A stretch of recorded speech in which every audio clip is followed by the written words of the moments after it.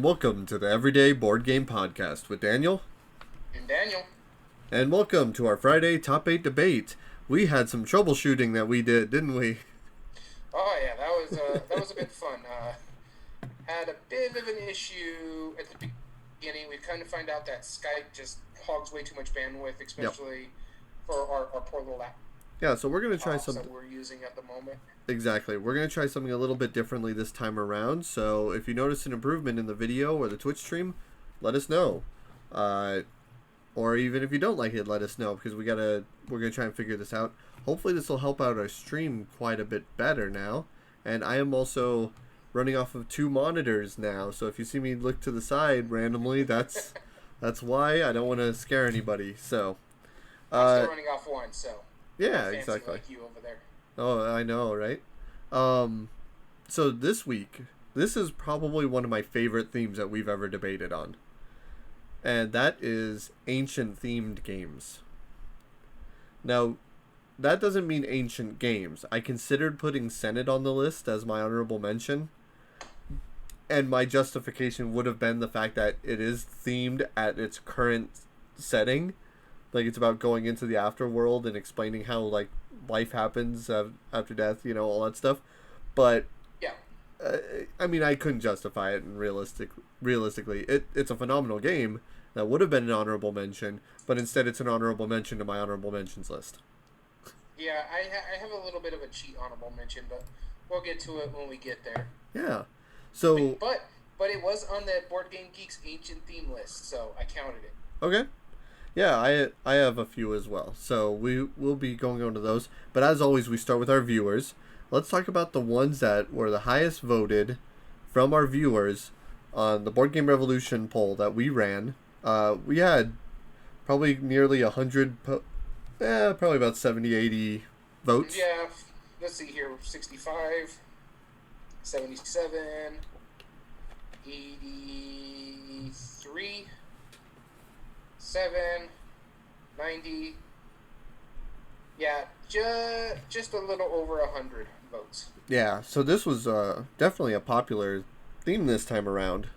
Yeah, I honestly didn't think it was going to get this kind of reaction, because it's such a out there type of thing we're talking about. So yeah, exactly. You know what surprised me the most is that somebody didn't put Uno on the list. Yeah, but they usually leave that for a discussion topic. That's true. That's when they troll us harder. But that's okay. So let's go ahead and start from the top. Our highest voted for that is not on our brackets is Concordia with 31 votes. And the only reason it's not on this list is because I haven't played it. Yet. Yet. The keyword being yet. It's on my buy list. I really enjoyed it. I'm looking into it. I think it would be really good, but I just haven't played it yet. Yeah. So the next game on our list here is Command & Colors Ancients. Yep. I've never played a Command & Colors board game. I've only ever played the video game, so I'm not too familiar with this style of game. Right. Yeah, I haven't played it either. Our next one with 3 votes, Mythic Battles Pantheon. Okay, so we're both out of order here, so I'm going to have to just go with what I got on my list here. Okay. Another one, never played. So, Ancient Theme, as much as I thought I would like it, I don't think I've played a lot of these games. Which is? Oh, I'm talking about like Mythic Battles Pantheon and stuff. Oh, like that. yeah, Mythic Battles, yeah. I haven't either. The next one on my list is Age of Civilization. Okay. Very cool. Yeah, the next one on my list, also with 3 votes, was Stone Age, which is one that you and I both have played. Yes, did not make the list for some weird reason, but I don't know if it's actually considered ancient in the Board Game Geek. Right. It's probably like, I wonder if it's ancient history, like early civilization, and Stone Age is pre-civilization. Yeah. Because that definitely would have been on, if the ranking was high enough, it would have been on both of our lists, because you and I have both played it and we both love it. So what I'm just going off what I'm seeing here on our list. What I'm thinking is Stone Age, because of the name itself tells you it's in the Stone Age, so it's in the it's in that age. Whereas most of these other games here on our list are in the Bronze Age and beyond. Yeah. Excuse me. Doing all right there? Yeah, it's been a week. Let me tell you. Uh, So the next game on our list here that I have is Valley of the Kings. Valley of the Kings. Yeah. Oh, I did skip that one, didn't I? Uh, No, I didn't. Okay. Maybe. No, it's different. For some reason, yours and my Facebook posts showed in different orders, so we kind of had to account for that. Valley of the Kings is a small deck builder, which we're going to be talking about more later. Gilbert added it, who's a viewer of ours. So if you're listening, Gilbert, thanks for the ad, because I completely agree. Valley of the Kings is awesome. Um, Next one I have on my list is Hannibal, which I have not played. Yeah, no, I haven't even played. I've never even heard of that one, so Yeah. that has me a little bit intrigued. But I'm wondering if it's because I'm noticing a lot of these are like war games when you go with the command and colors and stuff Right. like that. So I wonder if Hannibal falls into that sort of I'm sure it's a category. factor. Uh huh. And before Danny gets tired, let's kind of work through this and fall asleep at the wheel here. The next game on the list here that was added was Kemet. And I have played, I believe it's Cyclades, which is along the lines of this one. Mm-hmm. But Kemet is in the ancient Egyptian world, whereas Cyclades, I think, is in the ancient Greece world. Okay, that makes sense. The next one that we have added on our end is Tigris and Euphrates, which I own and have not played it yet.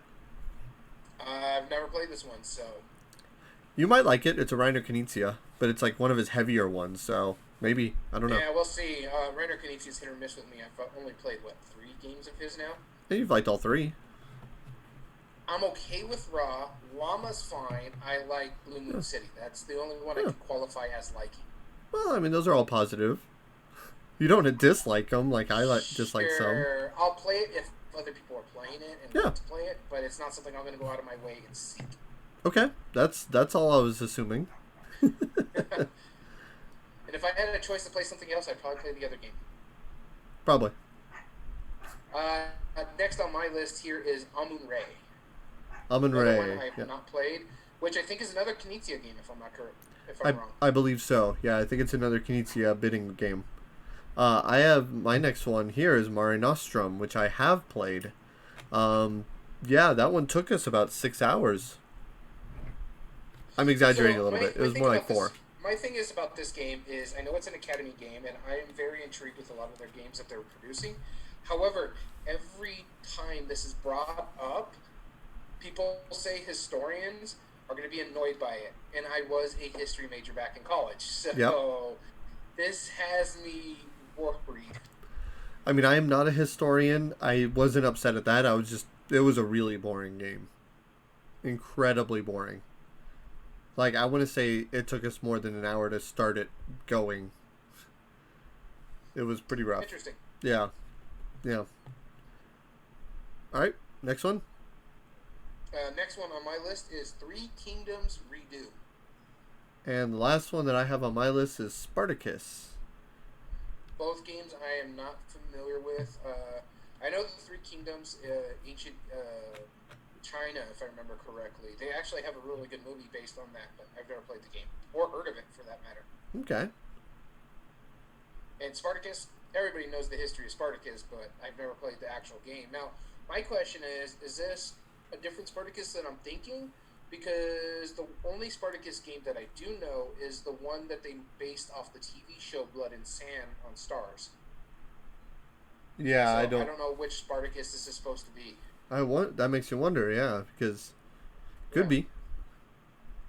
I genuinely don't know. knows? So, well, hopefully they will say that later on. Let's talk about the comments that was left behind. Ross said Hannibal does a great job of modeling so much of the Second Punic War. It's so much fun on so many levels and covers so much of the politics, logistics, and battles of the area. Sounds like it is a war game, but it looks like it's a popular one amongst war gamers. You and I, unfortunately, are not war gamers, so it is what it is. And so the Omar adds no Mare Nostrum or Tigris and Euphrates, and mind you, this is before everything was added on that we talked about. Right. And you went on and explained that the way it works is that both of us have to have played the game, so we go through BTG and the top 8 and so forth. And so they went ahead and added them. Yeah, exactly. And Gilbert, who is one of our viewers as well, he said, just added Valley of the Kings, neat deck builder. Got to hang out with Thomas Cleaver, the designer, last year at Gen Con. Really nice guy. I have not met him personally, but I do like the game. And so the last comment is going to be a little bit longer than some of the other ones here that were kind of short. Larry says, out of 7 Wonders in Concordia, I chose Concordia because it's less abstracted than 7 Wonders Duel or 7 Wonders for that matter. It's more satisfying manually moving your trade goods and settlers around. Yep. And so we do have to make a reference here before we get started on this debate.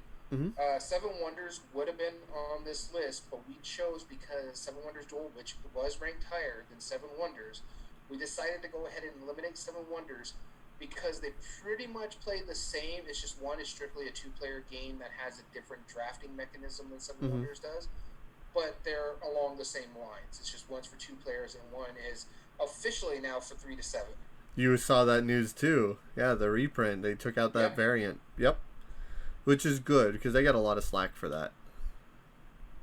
Well, that's the thing about a lot of games where they try to pigeonhole 2 players into it when they force you to make a dummy player to play against. Yep.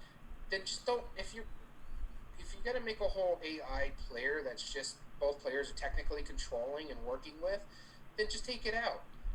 Yeah. It's fine when you're using a dummy player, say like in the Atoma from Stonemaier Games that they use a lot, because it's actually a really smart AI. You're not controlling it. It has its own moveset. It has its own things that it wants to do. Whereas in 7 Wonders, both players are controlling it and trying to figure out what would be a better combo for them when it comes to that city, as well as the other person's doing the same thing. Right. So yeah, I think it's a good thing that they took it out. Agreed. Yeah, no, I completely agree with that. Cool. Well, then let's talk about art. Get into honorable mentions? Sure. I'll let you start because 2 of mine have already been said. None of mine have been said, and I'll go ahead and start with my cheat one. And it was the original version of this game was on the list of Ancients, and this is Archaeology: The New Expedition, a Phil Walker Harding card game where technically you're not in the ancient world, but you're digging through the ancient world when you're digging up Egyptian treasures and stuff like that. You're experiencing So that's why it's it. a little bit of a cheat one, but I really do dig this game. It's a nice little fun card game. Probably one of my top 5 filler games, in all honesty. I can play this one over and over again, and it won't be a filler anymore, but yeah, I really do enjoy it. And the variability from it, too. Yeah. Oh, yeah, exactly. Like those different landmarks or whatever they're called they set up at the beginning. Yeah, those are super cool. Good pick. I agree it's not an ancient game, but I see why you put it on your honorable mentions.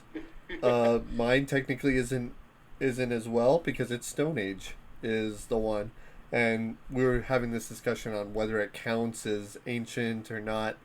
I mean, it's close enough where I'm just going to put it on the honorable mentions. It's a great game. I agree with you. I agree with that. It is an ancient-themed game. But as I said, when we started going through this list and looking at the things, I think, in all honesty, the way Board Game Geek ranks it is anything that's in the Bronze Age, Iron Age type stuff, rather than Stone Age, which is going to be like the cavemans and the mammoths and stuff like that. Exactly. Neolithic, I think, is that era called. Sure. That's one of the things I just don't know much about. You'll notice that. All right, so the next game on my list is ancient themed, but it's more mythological rather than actual ancient, and that is Lords of Hellas. I actually really enjoyed this game. It deals with the pantheons of gods. You're building statues to them and stuff like that, but you're also earning their favor and getting certain powers out of it. I do enjoy the game. I've only played it once, but I had such a good time playing it, I'm willing to play it again. It plays a little longer than it should. It kind of overstays its welcome, but that's a shame. With these big, grandiose dudes on the map type stuff, and it's not really dudes on the map because the dudes on the map are the big, giant statues you're trying to build. It's technically dudes on a map, right? I mean, it's a statuesque dudes on a map. Yeah, I do enjoy it. It's a fun game. Lords of Hellas.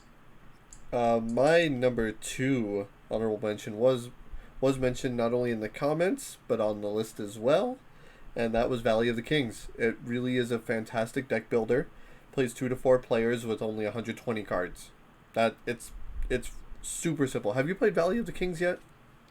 No, I have not. You like deck It's builders? something that I've been interesting to, but I do like deck building.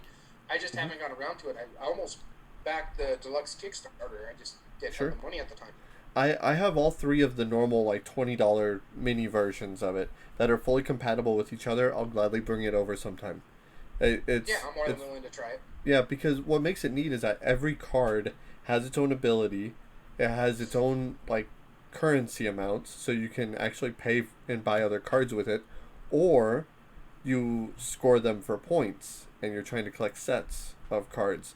But the thing is, each card you can only entomb one of them, which is putting it in your tomb and scoring it for out of the game. But then it's removed from the game until the end, where you score it. Huh. So it has like that deck mitigation and trying to find out. It's like, well, this one is worth a lot of points if I score it, but it's really powerful now.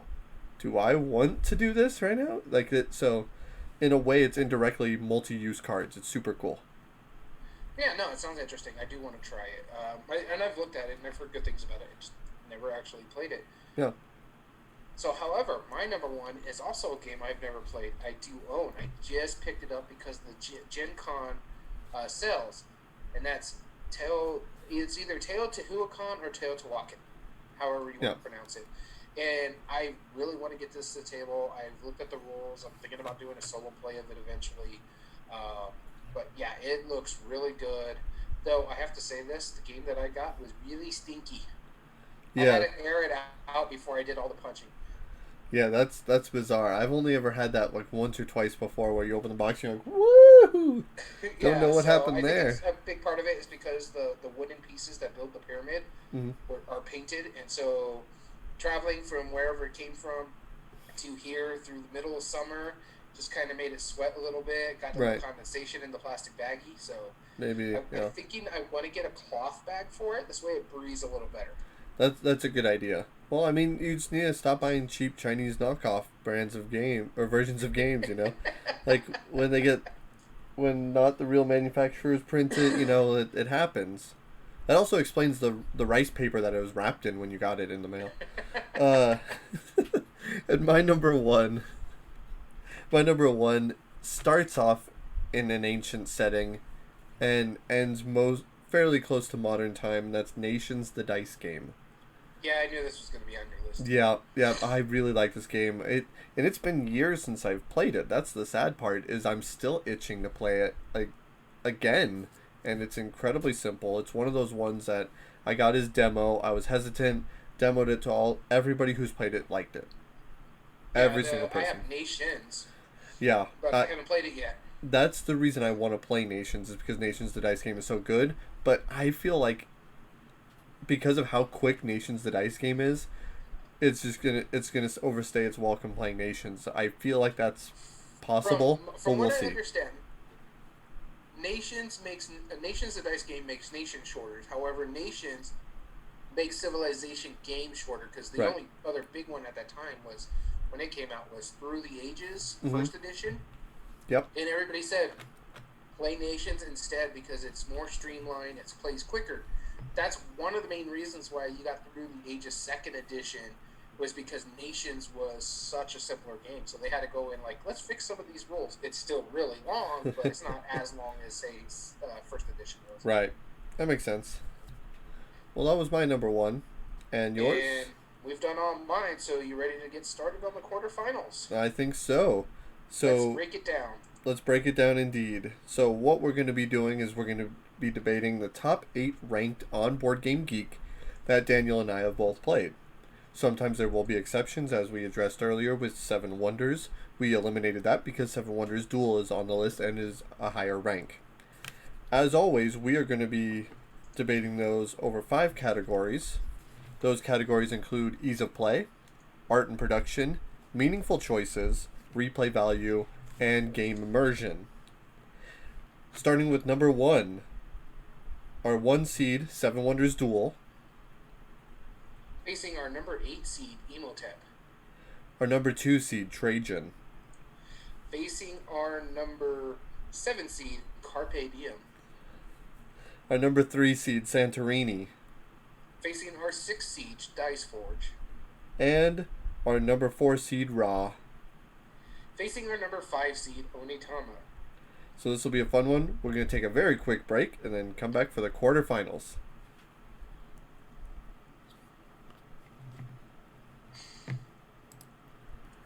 And welcome back to our quarterfinals. We broke down the games.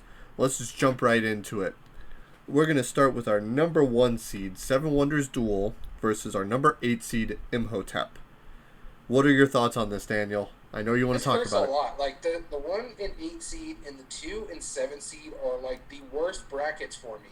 Yep. The 3 and 6 is kind of hard, but yeah. These first 2 brackets that are coming up, this is painful because I love both of these games. I love the 2 and 7. Those are that's the Stefan Feld bracket over there. They know how you know how I feel about Feld. Oh yeah, you're a big fan, just like myself.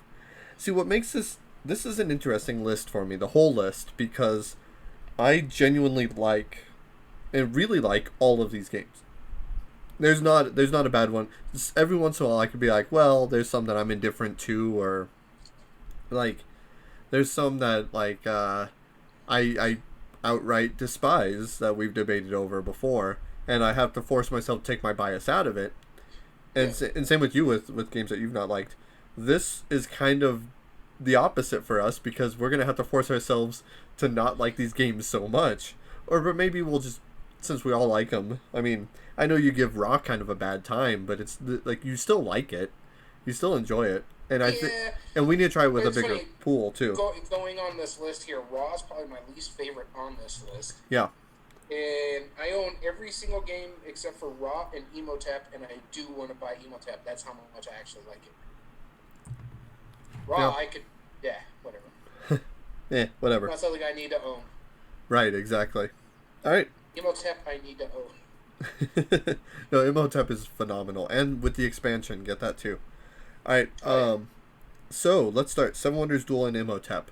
Which one do you like better? And I will take the opposite because I do like both of them. I guess I'll take Seven Wonders Duel just because I know that one a little bit better. I've only played a handful of times in Emotep, so still a little iffy on it. The reason why I think Seven Wonders Duel should move on, there's a reason why it's ranked number 1. It is a phenomenal ancient themed game. When you go through it, ease of play, very simple. Replay value, it does have a couple expansions now.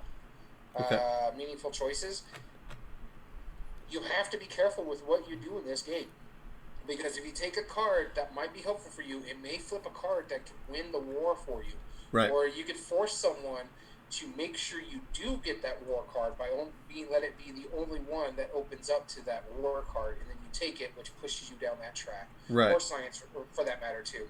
I've seen more war victories and overall victories than I have seen science, but I have seen a science victory. And when someone gets a science victory, that is phenomenal. Right? Yeah, it is. I mean, I will give Seven Wonders Duel a lot of credit too. But going up against Imhotep, the way the game is designed for Seven Wonders Duel, there are times where the other player can force you to only be able to choose one card. It's not that common, but it definitely is a possibility. And if you're not ready for that card, you're kind of stuck. Imhotep, there's always the ability open. Too is with Seven Wonders Duel too is, I know he wants that war card. I don't need it, but I don't want to leave it there for him to get it.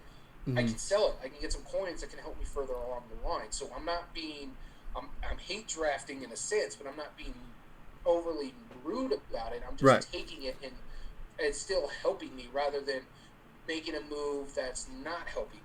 Well, you could hate draft in that pretty well too. You could say, "Oh, well, I definitely see you want that card. I'll take 3 coins." You know, but it's less common. When it comes to hate drafting and say regular Seven Wonders, you're taking a card that's not really going to help you, but it's going to hurt them. Whereas in this one, you're taking a card away that's going to hurt them, but it's also still helping you because you're getting money off of it. Yeah, that's true. That you could use to buy something later on or help build something later on. So yeah, that's it's just less useful for you. When you hate draft, it isn't just about hate drafting. You're still helping yourself in a favor. Right. And now, full disclosure for the listeners, if you're a longtime listener, you already know our opinions on Seven Wonders versus Seven Wonders Duel. We prefer Duel. Both Daniel and I both. Yeah, exactly. Yeah, and so it's fair to do this. I would give it immersion for sure. Seven Wonders Duel, because Imhotep definitely is not thematic in any way. I'll give art and production to Emotep. The production value is just so phenomenal in the Emotep. I mean, The like the art cubes are is nice. not as pretty and colorful, but the cubes are there. The cubes are nice when you go into component quality. Yeah, Um, you got cardboard through Seven Wonders Duel pretty much the whole way, except for that one little plastic piece for the ward. Other than that, it's just beautiful cards and yeah, cardboard. yeah. Whereas Emotep has those really nice boards, the really nice wood. The layout itself is very phenomenal. hmm Yeah, I like the graphic design in it. It's definitely functional. Um, but I would give art and components to Seven Wonders. See, no, that's where I have to disagree with you. Yeah, it's basic cubes, but those cubes are functional. And Yeah, out of art production, I would give art to Seven Wonders Duel, but yes. pieces and components and design purposes, I would give uh, to Emotep. And here's why: the boats. The boats have the little notches that you can put them into the board itself and the area that you're going to go to. No, they just have a square. But it's still phenomenal. I thought it was notches. I thought I remember Nope. seeing notches in there. Nope. But it still works functionally. You determine turnover track through that as well.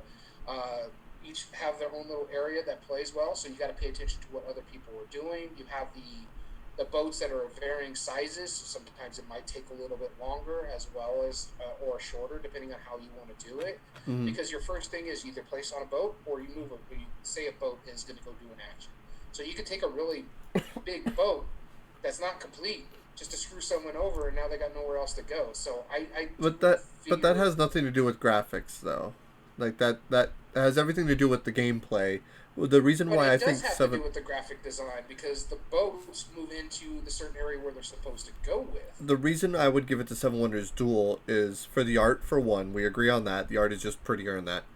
Imhotep, the cover is cool, but the art in the game is The art of the negligible. game is browns, blacks, Right. and whites, But really. the graphic design in Seven Wonders, the icons where you're able to know which one you upgrade to, that's really important. All of the iconography with the war and the sciences, they all make a lot of sense. Whereas Seven Wonders, or I'm sorry, Imhotep, sure, if you want to give it the pieces to the big giant cubes for components, that's fine. But the iconography does not make a lot of sense, and there's a lot of words over all the boards and the cards explaining it because they chose not to go with iconography. Yes, you do know like which cubes go when, and the actual function of the game is elegant. Um, it but it has the same components as Seven Wonders, with the exception of that plastic war piece, which is an advantage for Seven Wonders. It's just it Seven Wonders has everything Imhotep does, and then some. I'm sorry, you broke up a little on that one. Was that? Oh, I was saying that Imhotep does not, or Seven Wonders has everything Imhotep has and more, because the iconography on Seven Wonders really is better than the ones in Imhotep, and it's functionally what you're doing. You even have like the reference card on how to lay everything out, and that doesn't need verbal explanation. It's just I feel like that nudges that better for production. All right, I'll give you that. Okay, but Just because I don't want to argue. that's fine. Now, no, we're on the first round. But meaningful choices, though, they're both really powerful. But I would say Imhotep Mm, because the timing that's involved in it, it's way simpler. Oh, let's say ease of play. I think Imhotep is easier to play, hands down. It's very simple because the only difference between anything is how you score. Put a cube, take some cubes, use a card. That's it. Or sail a boat. my only issue with that is I get what you're saying, about the simplicity part of it. But the likely get to a table, I think Seven Wonders Duel has a better chance of getting to the table Yeah. because one, it's more colorful. People see what it looks like in the back, and when you look at the back of the box of Emotep, people are going to be turned off when they go, "How does that beautiful cover turn into that game?" That's a good point. And they're both very prone to AP, but I think Seven Wonders Duel, because as you were putting it on the graphic design, iconography make it a lot easier to understand that if I get this, this will upgrade later on. This is the shape that I got. Whereas I remember the first time I played Emotep, I had to keep going back, like, okay, what does this do again? What does this do again? The first time I played Seven Wonders Duel, or Seven Wonders for that matter, Mm-hmm. the iconography is phenomenal, and that's the reason why I think he's a place you go to Seven Wonders Duel, because it's less likely to have that AP prone, plus the initial possibility to get to the table than over Emotep. It might get. I think you have a good point. Like the theme in it is really likely to get to the table. You have a valid point there. But the fact is that you're going to be staring at the layout of the cards and the ones that you can and can't see, and you're going to be. That's going to cause you way more AP versus, oh, which Mm-hmm. boat am I going to put my cube on? Like that. Your I don't. options are incredibly I, simple in yeah, Imhotep. the moves are incredibly simple in Emotep because that's just the Phil Walker Harding thing. The only problem is you're going to get on the, do I send the boat, or do I put my cube on the boat, or do Yeah. I take cubes? What do I do? What would make the most sense? I've seen with Emotep in a 4-player game at the shop where that could become an issue. Whereas in Seven Wonders Duel, every time I've played it, people already kind of know what they're going to do based on the layout of the cards. They know this card will upgrade this card. Am I going to go military? Am I going to do this? When you're reading the cards, it says, hey, if you got this, or you pay this resource to do it's much simpler, and it's less likely to lead to analysis paralysis than, say, Emotep. Just because, even though it's so simple, there's still a lot going on where people are going to have to think of how they got to play properly. For Seven Wonders. No, for Emotep. I mean, I thoroughly disagree, but let's call it a wash. Let's say it's a wash for those since we're Well, disagreeing. the fact of the matter is, again, the problem with Emotep and Seven Wonders Duel, we're talking about a 4-player game and a 2-player game going up against each other. Right. And the thing There's is, still less to do in a 4-player game of Imhotep, though. not You're necessarily. Again, you're also thinking about the fact that the big part of Emotep is that you got to play the other players too. You got to read how they're going to do things, and that's going to lead people to having analysis paralysis because then you're going to have to decide: do I send the boat now because I know he's going to overload it with more pieces if he goes on that boat, or do I wait and load over here? This way, I have a better possibility to go into this section as this section, or do I want to be the first one in this section? I get that, but what I'm saying is that each card in Seven Wonders has its own factors into what you have to do to buy it, what you have to do to take it, and what it's going to do for you throughout the game. If every spot on the boat had a different action, then yes, maybe. But you're taking a See, different action every turn. well, see, That all you're talking changes. about is the different spots of the boat. The fact of the matter is, there's 3 things you do on a turn, or can do on a turn. It's either take cubes, put Right. cubes, or move a boat. Now, you're going to determine that against 3 other players if you're playing a full contingent. I only have to compete against another player in Seven Wonders Duel. There's less likely of analysis paralysis because I have to read Dom over here, Bryce over here, what you're going to do over here. I got to function how 3 people are playing compared to one other person. But even in Seven Wonders Duel, though, also let's say I take a card and it flips over 2 face down cards, then that's 2 more wrinkles in your plan that you had the turn prior, that you have to But now that's then that's easier to reanalyze to. pivot and not have as much analysis paralysis. What we're arguing Nah, is analysis paralysis. yeah, that's exactly what I'm talking about. You're like, all right, well, I Which had a game plan. Oh will be wait, slowed now my down plan has more changed. because of analysis paralysis? Will it be Seven Wonders Duel or will it be Emotep? Wait, what? Which game would be slowed down more? Okay, Seven I got a Wonders. better one. Oh, hands down, Seven Wonders would Oh slow down no, way yeah, more. Seven Wonders, not Seven Wonders Duel. No, Seven Wonders Duel, because as soon as Which would you rather play with our mutual friend who has that AP Imhotep, capabilities? I would Because rather play Seven Imhotep with Wonders him. Duel, because I would rather play Seven Wonders Duel because I know how to No, read them in that one. I got you beat because I've actually played both of them with him, and it was way more palpable on Imhotep.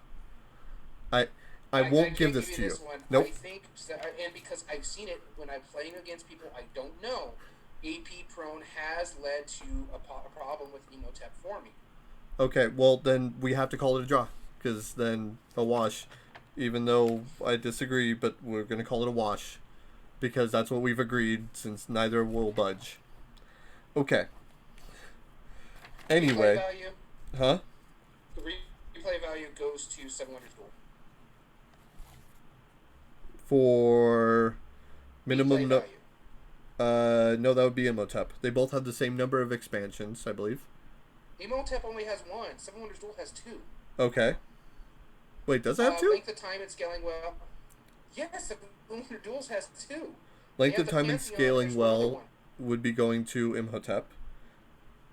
And then minimum number of plays. Okay. I'll give it for minimum number of plays, but scaling is Imhotep by far. Well, that's because you can only play two people. Yeah. Well, I mean, yeah, but it's still a lot longer. So Seven Wonders goes on if my math serves me right. Yeah, Seven Wonders will go on. Okay. Because the only one we didn't argue was game immersion, and we got a wash in oh no, we argued game immersion. It's Seven Wonders Duel. No, we argued meaningful choice. No, but immersion is Seven Wonders Duel. We agreed on that without having to argue. Yeah. Yeah, there's it's not thematic. Imhotep. So Yeah, Seven Wonders Duel moves on. Our next one, Trajan and Carpe Diem, Battle of the Stefan Felds. I'm just gonna. I know which one I would prefer. I'm gonna flat out and say it. I know which one is gonna move on, and that's Trajan. We both like both of them. Hear me out. Yep. Yeah, they're both good games, but the reason why I think out of everything that Trajan moves on, it's art production. Both aren't pretty games, but we're both colorblind. Which game is easier to actually see? They're both pretty bad. No, yeah, Trajan. Yep. Well, we can see Trajan a lot better.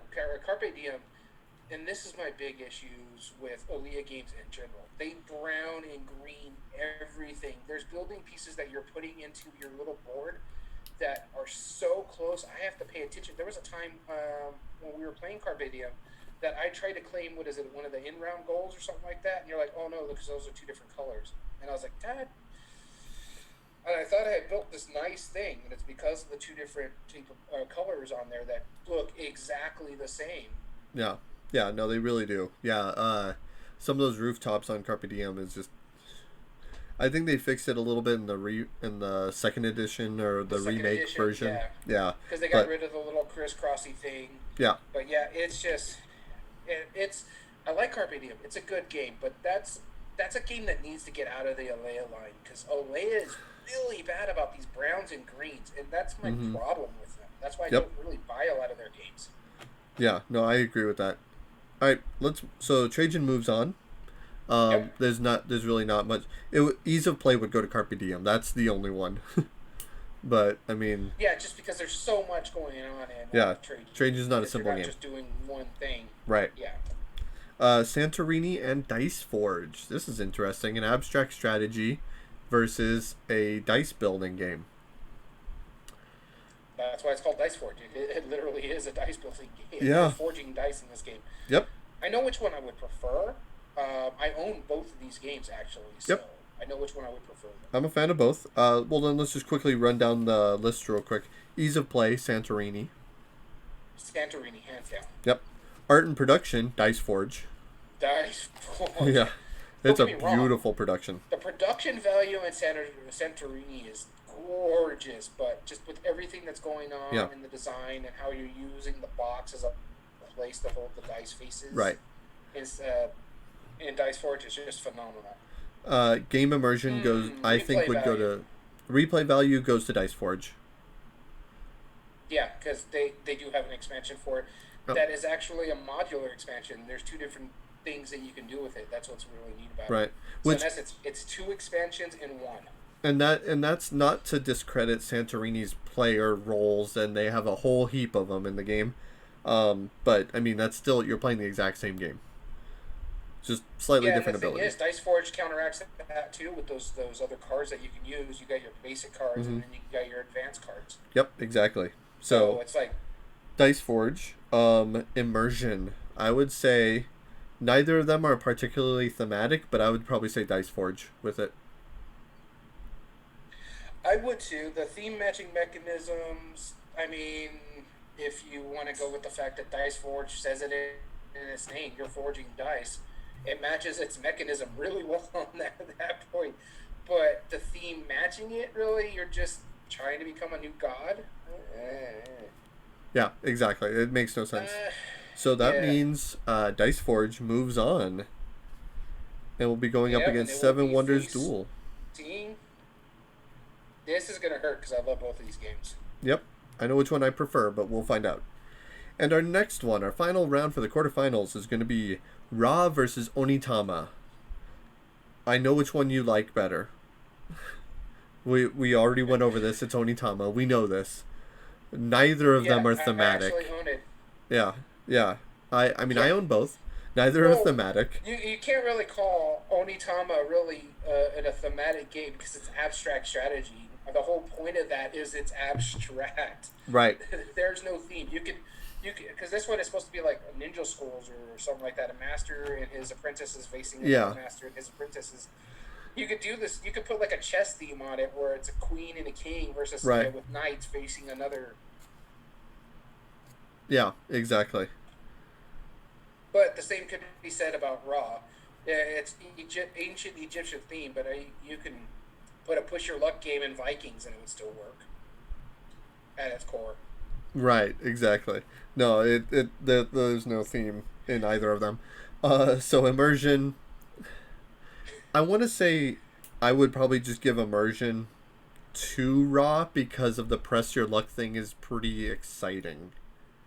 That's and I'm pulling at straws here, but I mean like there's no real excitement in I see Onitama, where I would you give the know, game immersion. I would give the barely. game immersion itself in Onitama just because I've played both games and I know more moments that I've had with Onitama. The first time I played it, I'm like, oh my god, let's play it again. The first time I played Raw, I was like, yeah, I'm good.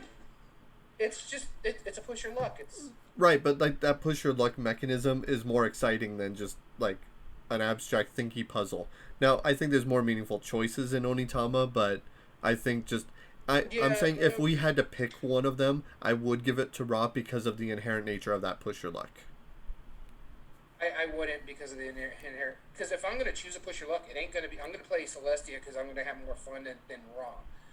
But that's not what Whereas we're debating. Onitama, I remember playing it, and I'm like, okay, let's play it again and play it a little bit better. Try to figure it out. Be like, I don't want to use this card because I need to save it. Do I use this other card? And then the trash talking across the table. Yeah, I just think I push your luck. Yeah, inherent nature. It's going to lead to more memorable moments. It's not. Then let's call it a wash like we originally Just, implied. yeah, I'll give you a watch, but here's why. Just because something is a fun mechanic doesn't necessarily mean it's going to be inherently better. Because I didn't the say other one better. doesn't I said really more have a mechanic exciting. that's the thing. I It's not, honestly. Dead Man's Draw. You know how I feel about Dead Man's Draw. I don't care much for that game. It's a push your luck. I don't get excited when I'm playing it just because I don't like it. Onitama. Abstract strategy. You know how I feel about abstract strategy games. I right. get more excited when I think about playing Onitama than anything else. The mechanism isn't inherent to becoming more enjoyable. I well that's the thing like it like so Abyss is going to be my example of that because it's a game I don't really care for, but that press your Yeah. luck in it is probably the most exciting part of it. So if you compared like Abyss to Onitama, I would still say Abyss is more immersive because that mechanism is just more exciting. Now, but we'll call it a wash. We'll let the viewers at home decide for that because this is still the quarterfinals and we got to get this rolling. Um uh Meaningful choices, Onitama. Yeah. Ease of play. Let's say replay value. That's an easy one. That's Onitama because it has all the expansions and all Yeah. the variables of the or all the different cards, Some of the cards and it's stuff like that. Yeah. inherently more replayable. So And that's pretty much going to give it to Onitama. yeah, that's gonna give it, because I would have given art and production to Onitama as well, and that's because of the uncolorblind friendliness of Raw, even though its production is so much, it's really good, but I can't, in fairness, compare it to Onitama and say that it's better. It's not. Well, here's why I would say it. The art is subjective, really, when it comes to Onitama, because it's there, but it's not there. Mm-hmm. But when you go down to the pieces and components, you have those beautiful, chunky little pieces that are your characters. It comes with a playmat in the thing itself. So that's the main reason why I would give it. Raw itself is very colorblind, unfriendly, and Yeah. honestly, I don't get the love for Raw. I did not enjoy it as much as you think I did. I'm okay with it Because we played it as a 2-player game. That's why. Well, I honestly don't think I'll like it even with more players. It's passable at best for me. Let me bring it over on our next game night. It's a 30-minute game. We'll knock it out real quick. Then we'll see if your opinion changes, because I think it will. I don't think it will. Just because I played something 2-player compared to the full contingency doesn't really change my mind. I can get the full scope of a game on a 2-player game. I play a lot of push your lucks, and the fact that Raw is just not something that's enjoyable to me compared to, say, a Celestia, which I've played 2 players, I've played 3 players, I've played up to 6 players. That's my issue with it. Okay. So you're a Raw hater. Got it. Onitama moves on. Which makes it up against Trajan in our semifinals. So, do you want to tell us how many votes we got on each of the ones that were eliminated? Okay, so starting with Emotep. Emotep is part of a 4-way tie when it comes to fan votes, and that is at 3. Okay. Next up on our list here is Carpe Diem. Carpe Diem was our lowest voted game with 1. Yep, which is a shame. And Santorini, which was eliminated by Dice Forge, was not next on my list, but it was our second vote getter at 12. Okay. And finally, Raw, which was eliminated, was another one of the games that was tied at 3. All right. Well, it's a good thing it didn't come down to a tiebreaker. Oh, So yeah. we're gonna take one more quick pause. If you're doing the math here, and I said Carpe Diem was the lowest, and Santorini was number 2, and Raw and Emotep are already eliminated, you can kind of find out which of the other 2 games that are tied. Yeah, you could probably figure it out, the other right? ones are on this list, so. Right, exactly. Cool. Then we're going to take a very quick break, and then we're going to go into our semifinals. Oh, my. And welcome back to the Top 8 debate. Semifinals for ancient themed games. Holy cow, did we have a debate at the beginning part of it. I mean, we basically had to push it along because we were not budging on a few of those. But it all doesn't matter now because we're at the semifinals, and there's clearly not going to be any argument here. Yes. Our first one. Our first one is going to be Seven Wonders Duel versus Dice Forge. And the next one will be number 2 seed Trajan facing the number 5 seed Onitama. Yep. So we had 2 upsets. Daniel over there is, on another screen rather than next to me because there might be fist fights going on here soon. It might. I mean, if you push one of these games as hard as I think you are it's gonna get upset. We're gonna be upset. All right.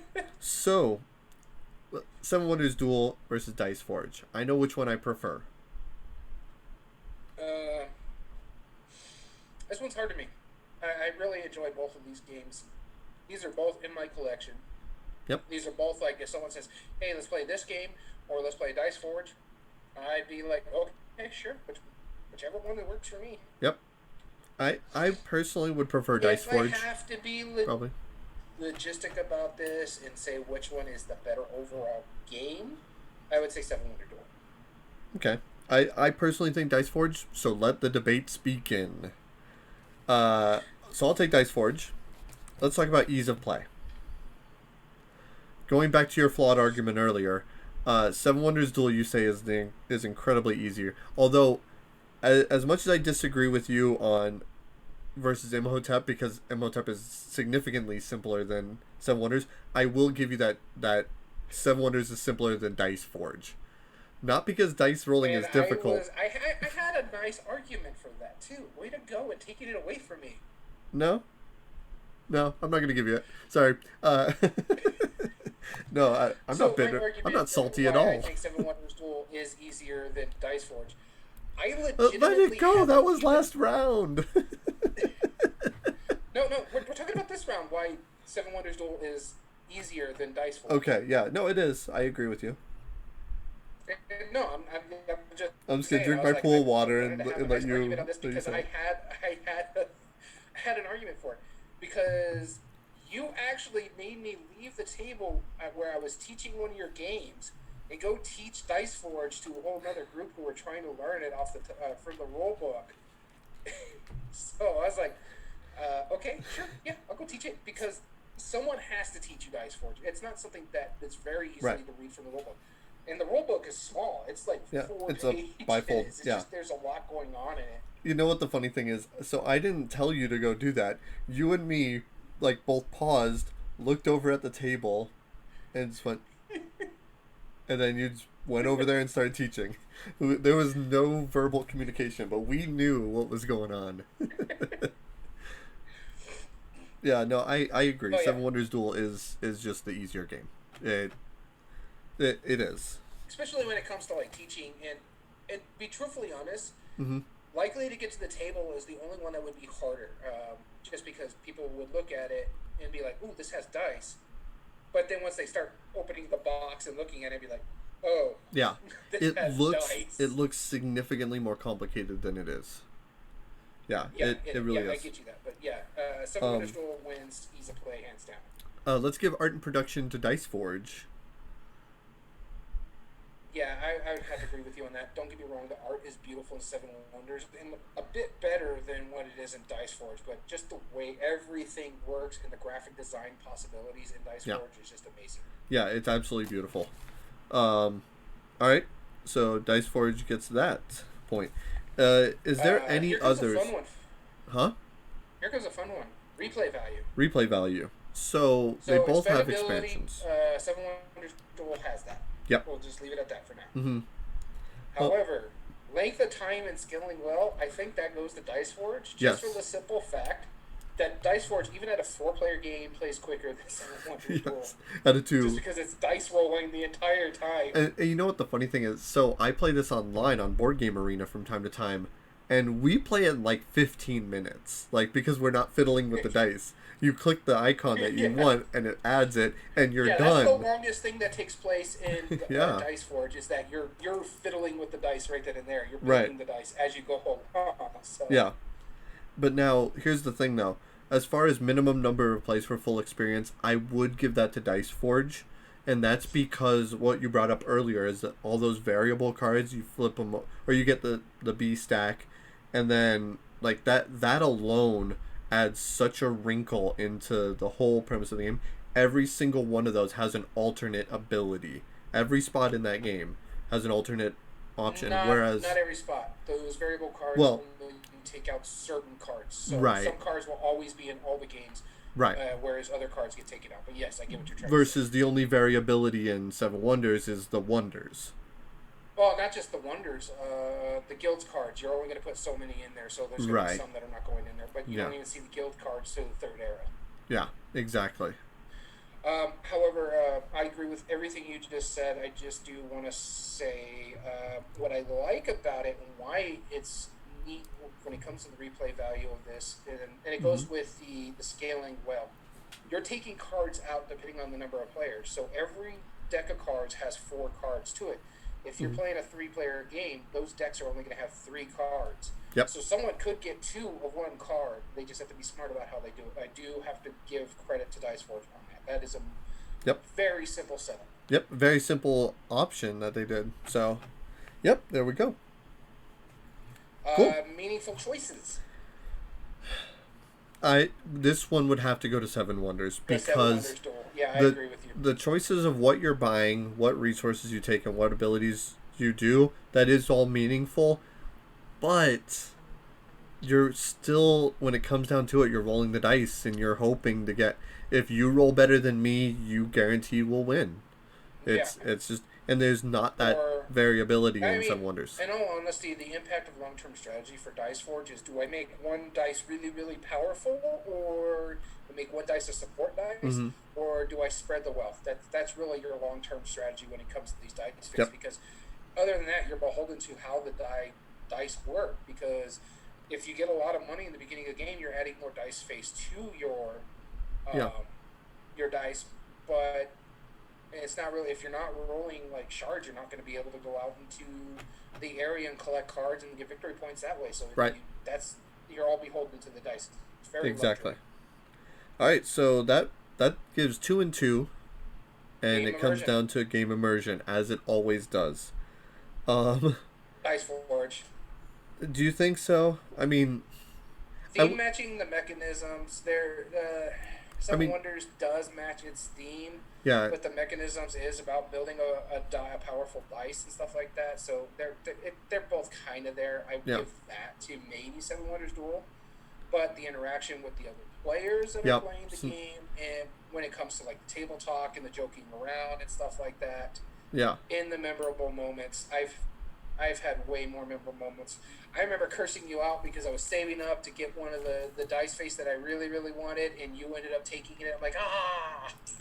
yeah. I've noticed So that for too. me, Like, I love that idea. Dice Forge. Yeah, I love It's that memorable. idea where all people roll. It's like, even if it's your turn, everybody rolls their dice, and you hear me go yes, Yeah. and you're like, wait a minute, I don't care about my turn. All of a sudden, what happened over there? It's like I rolled 2 6s. Yeah. Boom. Yeah, it's Or I have to mention this is my personal favorite thing is, I don't know if it was with you or I think it was with my friend, my wife and her and a couple friends of ours, Angel and Maria, Mhm. where they rolled. Someone had the ×3 in the mirror dice face on their thing, and they rolled both of those. And I had it was like +3 or +4 victory points. oh And god. so she mirrored my victory points and then times it by 3. So Wow. I'm like, you've got to be kidding me. 12 points off of your die. Wow. Okay, Yeah. yep. It's more memorable, so that means that we got to give it to Dice Forge. Yeah, I have to say it. And you know how much I do think Seven Wonders Duel. I like Dice Forge more than Seven Wonders Duel. I just think Seven Wonders Duel, to me, before we started this, was the better game. But apparently it isn't. Well, It was close, though. yeah. It was very close. It did not go down without a fight. So now Trajan and Onitama. I know which one I think is the better game. And I think you agree with me on this Probably. So one. Trajan. yeah, I prefer Trajan. Onitama is a brilliant game, and I adore it because I love abstract strategies. It really does hit everything that it needs to. But Trajan, I just feel, is a better game just because of everything that it has to do. So let's go down the list. As I'm looking through the list, I think Onitama will move on. I don't. Here's I why. don't. I think it wins 3 categories. It gets ease Ease of of play, play, hands down. You cannot even argue the ease of play part. Nope, I won't. Replay value, I think it gets as well, because the length of time to play the game is better. The minimum number of plays, The you scaling- have to play more. The scaling goes to Trajan because it is just a 2-player game. It's a short 2-player game, I'll give it that, but the track that you move based on the number of components you move, that you control the timing in the game, that is way more valuable. Even as a 2-player, that scaling is really neat because I could force end game versus like you and me, we're just moving our same pieces back and forth. I can purposefully start moving more of my pieces just to force end game, and you could do that from 2, 3, and 4 players. It's I think the scaling goes to Trajan. Additional content goes to Seven Wonders. Because those are in the same category, we just have to call that a wash. Why? Because I think the length of time is better in Onitama, whereas the scaling well is better in Trajan. We have those together. Okay, we'll give it a wash then. Yeah, because minimum number of plays, full experience, Trajan. I think goes to Trajan. Okay. I I have to say that goes to Trajan. Expandability, I think, goes to Onitama. It does. Onitama has So, 2 expansions. Trajan does not have any that I'm so aware of. replay value is pretty much a wash thing. Okay, then it's a wash. Art in production. Would you give that to Onitama?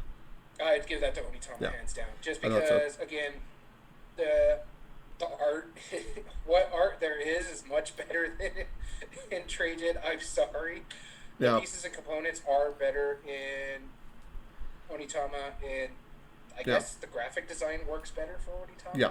It Plus, does. it comes with a playmat. I mean, playmats. If it comes with it, it might work better for me. The only thing I would argue against it is the box for Onitama is really obnoxious. Yeah, I'll give you that. The box is annoying, but Like, I remember when meeting with some of the reps from Arcane Wonders during a Gamma trade show, and they were like, look at this beautiful game. We designed it to look like a really expensive bottle of scotch. I'm like, that's a great slogan. I don't drink, so you just kind of sold me away from it. I yeah, don't want that on my shelf. and it's hard to find a spot for it on the shelf. I have it Yep. like tucked away in a little corner over here because it's Mm-hmm. the only spot I could really find for it. I have I it. used to have it up there. I have it wedged on top of Spirits of the Wild, which is about a Targi-sized box. But I also have Jaipur sitting on top of it, horizontally, and then I have both my Senate and my Moncala board vertically next to it, with Yeah, then so I had another a- box on top of it. It's really I had weird. a little gap between because I like keep things together, and I think it's my Merlin, my Stefan Feld area over here. So Mm-hmm. Merlin, is in a normal sized box, and the rest of the Felds are in the layup boxes. Right. So there was that little shelf space that Merlin still had. So I put it on top of that, and then I had my other awkward box Times Up sitting on top of that, Yeah. and it's laying down, not standing up. Now, one of the wrinkles I Onitama. do want to throw at you, though, real quick, is yes, I agree the component quality is really good in Onitama, but Trajan is probably the best component quality for a Stefan Feld game. It's better than Castles of Burgundy. It has better pieces than. I know you're shaking your head because you're thinking Merlin. That's probably the better one. And I know Forum Trajanum I think is a better components as well. But no, better components, yes.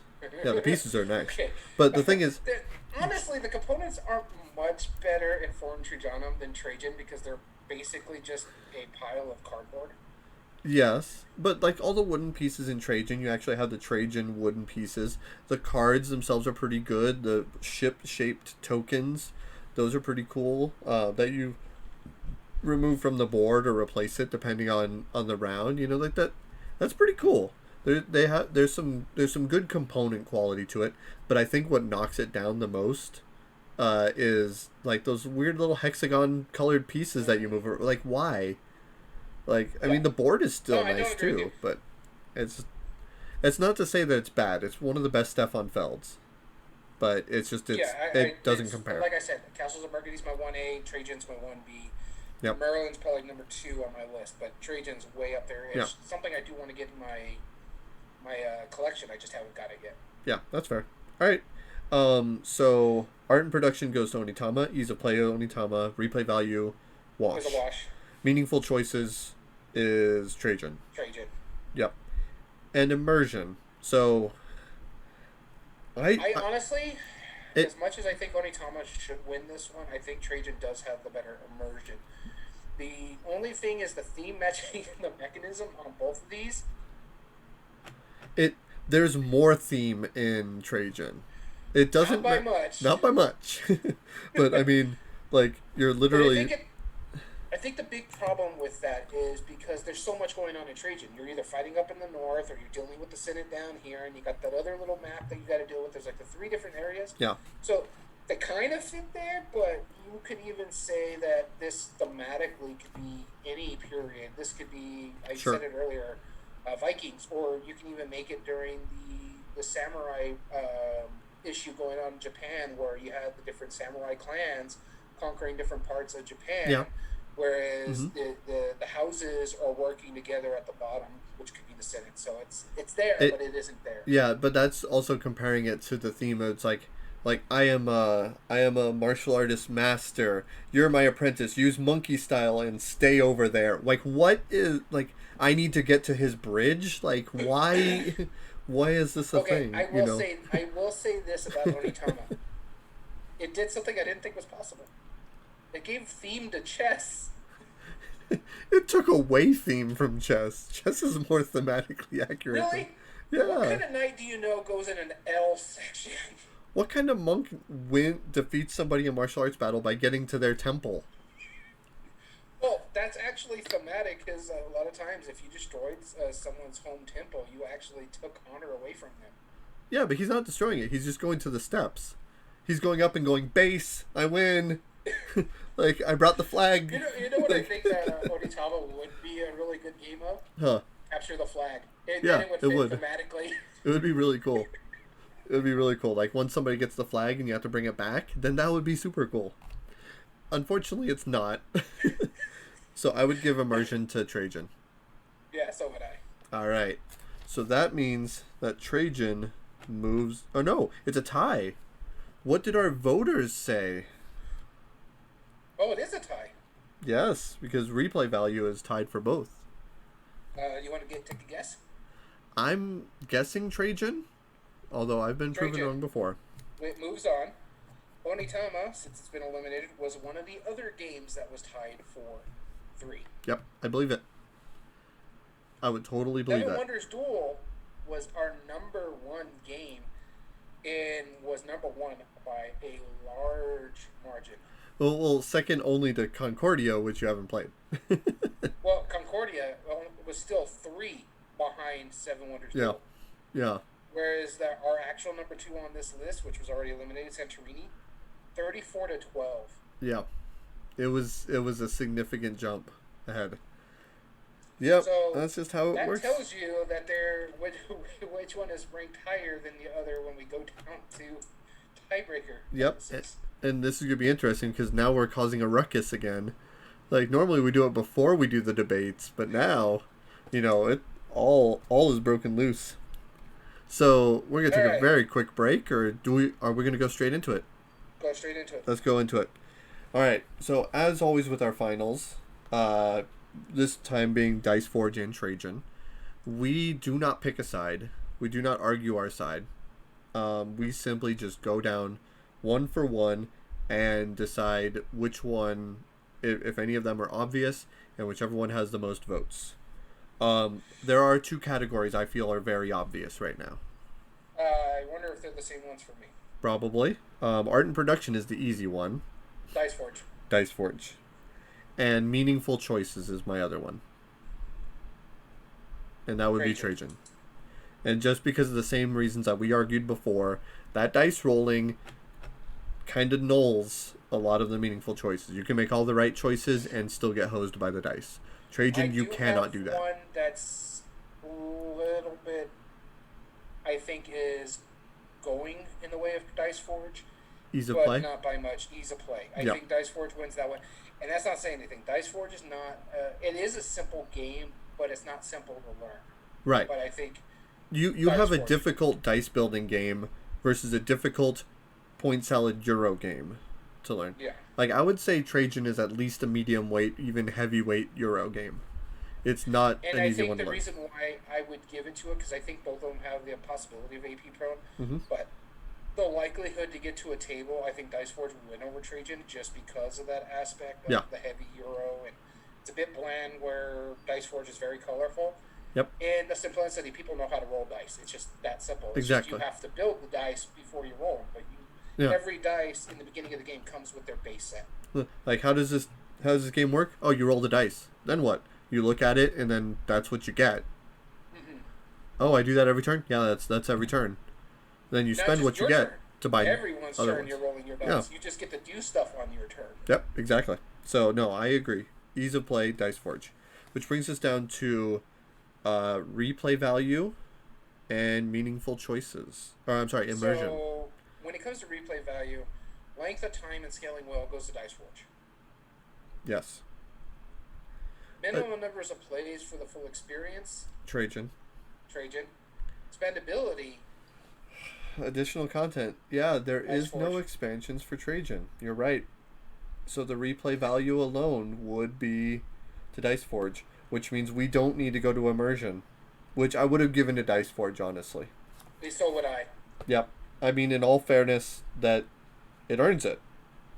Now, here's the problem with Dice Forge being the winner. It's a fantasy setting, and ours It's is still ancient ancient themed. theme, It in is all ancient themed. honesty, based on BGG, so it is a fantasy setting, but Yep. they consider other myth games a fantasy setting. I mean, technically Onitama's a fantasy setting, but only because it's in Japanese Euroverse or whatever. Euroverse. Yeah, I like that. Now, the question is, if Seven Wonders Duel went on, would you have... Do you think Trajan would have gotten it? I think it would have. It might have. Ease of play would go to Seven Wonders Duel. Right. Replay value would go to Seven Wonders Duel. Mm-hmm. Meaningful choice would go to Trajan. Yeah. Game immersion, art and production. Art and production, I would probably give to Trajan. I would too, just because the graphic design and the way things work. The components would probably be a wash to me because they're both just a bunch of plastic. The only thing that would push it Bunch over of for wood Seven and Wonders Duel cardboard. is the art. Yeah. That's it. Mm-hmm. But game immersion, I think, would have given it to Trajan too, just because. As much as I love Seven Wonders Duel, I have way more fun playing Trajan. And Yeah. That's It's the one thing out of these categories that we consider subjective rather than objective as our other ones is game immersion, because it's stuff that's going to cause more memorable moments and stuff like that. Right. And I think that, yeah, there's some memorable moments in Seven Wonders Duel, but thematically it does not feel like you're building a civilization. Where Trajan, you're doing a lot of, like, in different ways, you're doing the tasks. You're building you're climbing the Senate ranks, you're building buildings, you're settling the areas and expanding your domain. Like, I mean, they're abstracted, yes, but Seven Wonders is way more abstract than this is, you know? Like, oh, I suddenly now have a card. Like, I built a bathhouse, therefore you never can. Like, what is that? Yeah, Why? I get what you're trying to say. It's like, I want to build this bathhouse, but instead, I am not going to build it and somehow gain money because of that. You know? It's just, it doesn't... I'm just going over this. I think Dice Forge being at a 6 seed is probably one of our higher games to win. Yep. Our higher seed The game. biggest... Yeah, it ties for sale so far of being a 6 seed to win. Yeah. So there we go. The Dice Forge... Okay. Seven Wonders Duel won the two-player only game, so... Yeah. Yeah. It would have beaten Dice Forge in that. Yeah. Let's see here. Oh, I can check over So here. congratulations to Dice Forge and Fun Forge Games for making that, and thank you for creating it. I need to go buy that expansion now.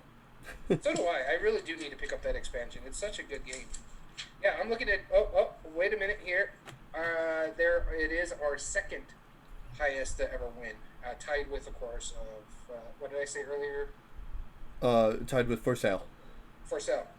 Actually, our number 8 seed has actually won before, and that was Carcassonne when it won the Rio Grande Games.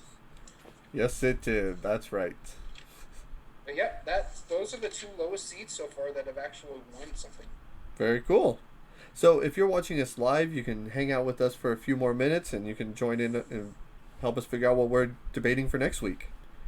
But if you want to join us live on a future episode, watch us at twitch.tv/everydayboardgames. Normally on Monday, Wednesdays, and Fridays. Times vary. As well as you can find the re-upload of these videos on YouTube at Everyday Board Games 2020. They are going to be implemented in a new setup. They're going to be uploaded Mondays, Wednesdays, and Fridays as well. Just so everybody knows. As well as the audio versions on Podbean. EBG or Everyday Board Games podcast. They're also Monday, Wednesday, Fridays. And if you would like to get in contact with us directly and tell us how wrong or right we are, email us at everydayboardgames2020@gmail.com. As well as you can find us on Twitter at EBG Podcast 2020, where we have a pinned tweet with everything. You can go find our social media stuff. Very cool. So thank you for tuning in to our Top 8 debate for Everyday Board Games. I've been Daniel. And I've been Daniel. And we will see you for the next Top 8 debate. Have a good one.